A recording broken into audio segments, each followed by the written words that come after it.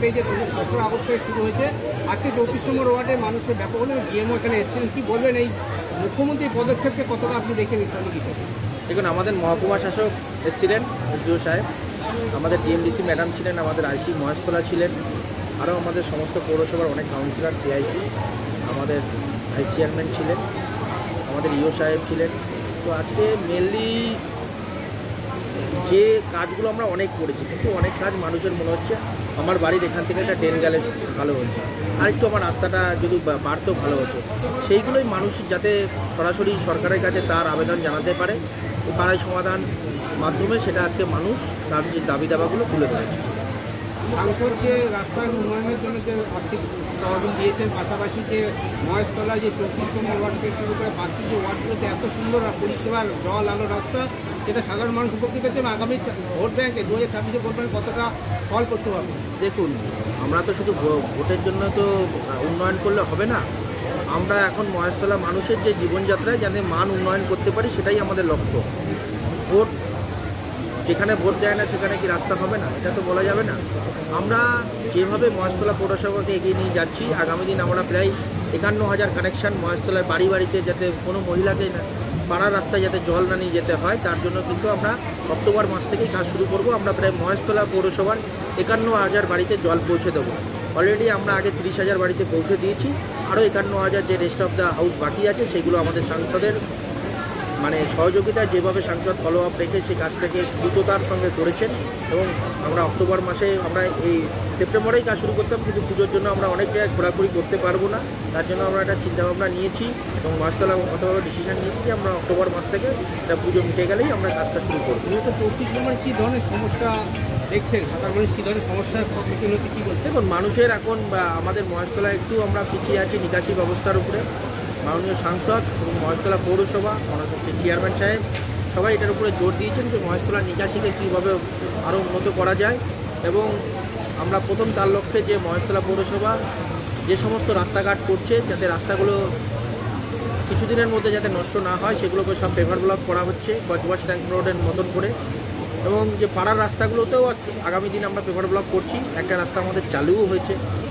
সমস্ত স্টেশন রোডগুলো, Akra station road, Santoshpur station road, Nungi station road, already Nungi station রোডে আমরা কাজ আরম্ভ করেছি, ব্লকের কাজ। আকরা স্টেশন রোডে আমরা চালু করেছি, ডাকঘর মুখ থেকে একদম রবীন্দ্রনগর থানা পর্যন্ত। এবং 13, 14, 15 বিস্তীর্ণ জায়গায় ব্লকের রাস্তা আমরা শুরু করে দিয়েছি। এই কিছুদিন আগে আমি দেখছিলাম একটা নিউজ চ্যানেল টিভিতে আপনার সাক্ষাৎকার, যে রাস্তার জন্য একটা বড় টাকা স্যাংশন হয়েছে। হ্যাঁ, সেটা আমাদের বিবিটি রোড।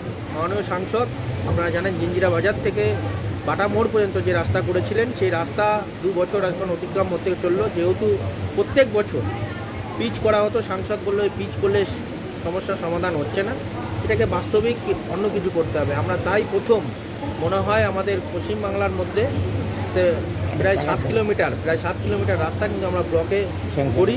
এবং সেই রাস্তাটা কিন্তু এখন যে পরিমাণে এবার বৃষ্টি হয়েছে, রাস্তাটা কিন্তু কোনো জায়গায় কোনো ক্ষয়ক্ষতি হয়নি, খানাখন্দ হয়নি না। এছাড়াও এই রাস্তাটি 5 বছরের যে কন্ট্রাক্টর আছে তার মেনটেন্যান্সের দায়িত্ব, এবং সেই মেনটেন্যান্স স্বরূপ যে 2-1 জায়গায় সমস্যা হয়েছিল তারও কাজ কিন্তু তারা শুরু করেছে। এবং আমাদের আগামী দিন যেটা বাটা মোড় থেকে প্রায় 24 কোটি 60 লক্ষ টাকা ব্যয় আচিপুর পর্যন্ত যে বজবজ ট্যাঙ্ক রোডকে ওয়াইডেনিং থেকে শুরু করে, এবং সেই রাস্তাকে ব্লক করা হবে, কিছু জায়গায় ব্লক করা হবে, কিছু জায়গায় পিচ করা হবে। সেটা আমরা সাংসদকে অনুরোধ করেছি যে এটা যদি দেখা যাক যে এটা যদি পুরোটাই ব্লক করে দেওয়া যায়, তাতে মানুষের আরও সমস্যা। এই কাজটা কবে থেকে আরম্ভ? সবই দেখুন, পুজোর আগে আমরা যত রাস্তাগুলো খারাপ আছে তার প্যাচ রিপেয়ারটা করে দেবো।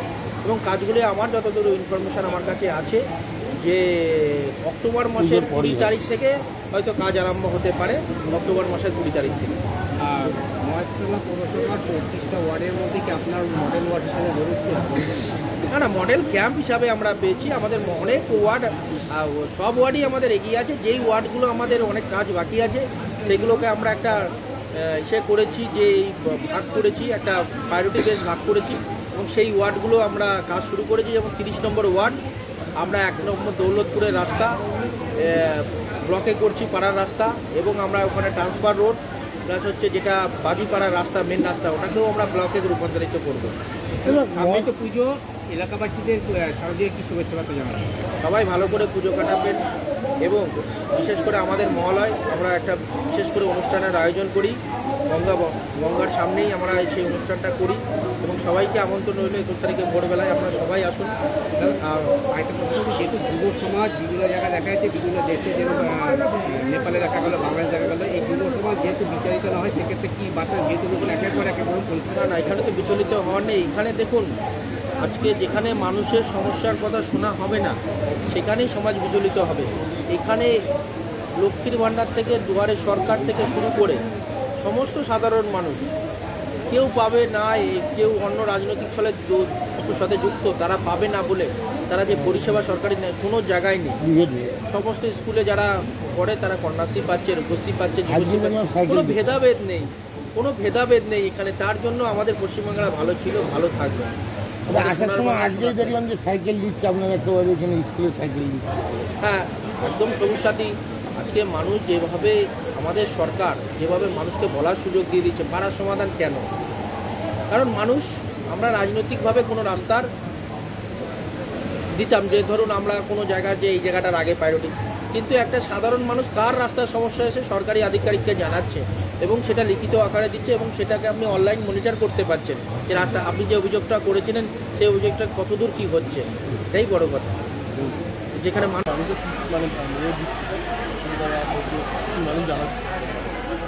আমি যা ঘুরলাম তাতে করে মানুষজন স্বাস্থ্যসাথী কার্ডের জন্য আসছে, লক্ষ্মী ভাণ্ডারের জন্য আসছে এবং স্টুডেন্ট ক্রেডিট কার্ডের জন্য, লোনের জন্য তারা আসছেন।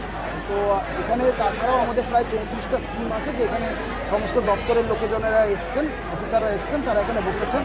আরও মানুষ আসবে তাদের বিভিন্ন সমস্যা নিয়ে, তো সেইগুলো আমরা আজকে এখান থেকেই তার সমস্যার সমাধান করার চেষ্টা করছি। এখান থেকে সমস্যার সমাধান হয়ে যাবে, একদমই এখান থেকেই আমাদের সমস্যার সমাধান হবে এবং আমরা প্রত্যেকে যারা আসছে তাদের সমস্ত কিছু আমরা লিপিবদ্ধ করে রাখছি। যদি হয়তো দেখা যাবে যে কারো হয়তো কোনো ডকুমেন্টের অভাব আছে, তাদের সাথে আমরা ফোনে যোগাযোগ করে সেই ডকুমেন্টগুলোকে আমরা সংগ্রহ করে সমস্ত কিছু যেহেতু এখন অনলাইনে হয়, অনলাইন পোর্টালে সবগুলো আমরা তুলে নেব। এখন হয়তো বডি ক্যাম্প চললো, আমার সাব ডিভিশনে প্রায় টোটাল শিডিউল ক্যাম্প আছে 450 মতন, তার মধ্যে 60% ক্যাম্প অলরেডি হয়ে গেছে, 370 মতো ক্যাম্প অলরেডি হয়ে গেছে। তো এখানে এতগুলি যে ক্যাম্প হয়েছে কতটা সারা পেলেন, কতটা মানুষ উপকৃত হলো? আমরা এখানে যা ফুটফল দেখেছি, আমাদের পাড়া আমাদের সমাধানে প্রায় 3.5 লাখ মতো মানুষ তাদের মতামত জানিয়ে গেছেন। তো এখানে দুটো কাজ আছে, একটা আমাদের পাড়া আমাদের সমাধান, যেখানে আমাদের মুখ্য উদ্দেশ্য হচ্ছে মানুষের যে ছোট ছোট সমস্যা, পাড়ার যে ছোট ছোট সমস্যা, তার জন্য মাননীয় মুখ্যমন্ত্রী 10 লক্ষ টাকা করে বুথ পিছু ঘোষণা করেছে। সেই সমস্যাগুলোকে নিয়ে তারা এখানে স্কিম ধরছেন এবং সেই স্কিমগুলো আমরা আগামী 15ই জানুয়ারির মধ্যে রূপায়িতও করব। তো এই রকম হিসেব করে চলছে, এটা একটা পার্ট আছে।